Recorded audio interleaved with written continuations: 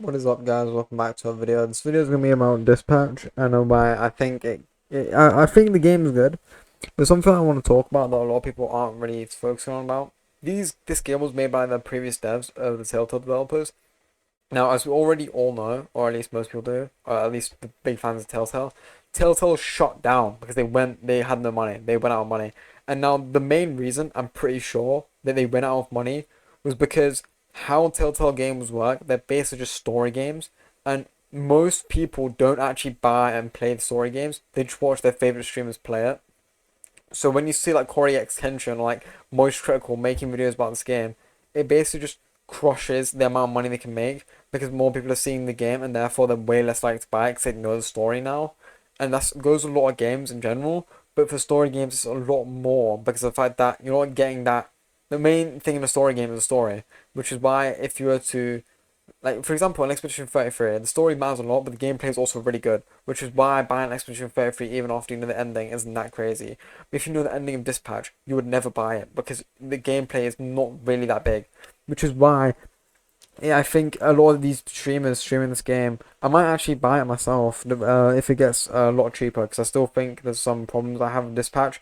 I'm actually getting those right now because I think there is some problems that a lot of the Telltale games actually fall under. That's where some decisions actually have zero impact on the game. For example, in this exact scene, where I'm just going to go on to this video, there is a position in this when you're drinking here. If you throw it does not matter. If you throw the water, what will happen is he'll get extinguished. He'll fall and break his tooth. If you throw the alcohol, he will get burnt and he'll run away. And what will happen at the start of the next video is that you will see him walking by, and depending on what you did will depend on what is missing.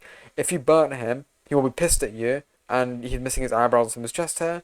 If you threw the water, he'll be pissed at you, and he'll be missing his teeth. Even though throwing the teeth would make even though throwing the water makes the most sense because you're not actually attacking him in any way, he will still be pissed at you. It makes zero difference.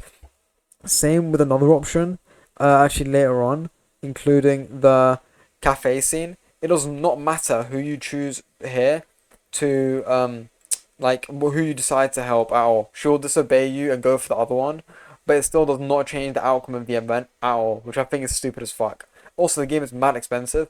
Considering that this video is less than 2 hours, and almost all the videos about this game is less than 2 hours, meaning that each episode is less than an hour, meaning that, and since there's going to be 8 episodes total, that means the total playtime in this game is going to be less than 8 hours. Now, obviously, you can go back and play the game again, but that's kind of long, let's get real. You'll probably just watch the other endings.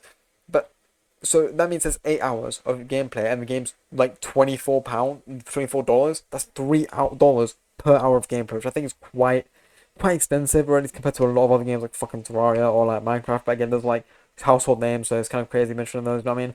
But yeah, and I think. But the main worry I have with Dispatch, I watched the game from Corey Extension to be honest myself, and I think it was a really good game.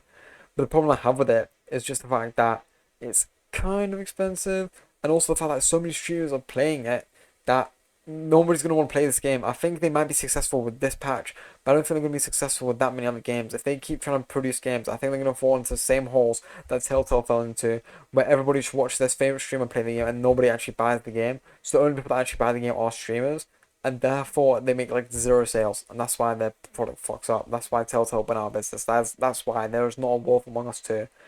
So yeah, that's just my rant video. Peace out.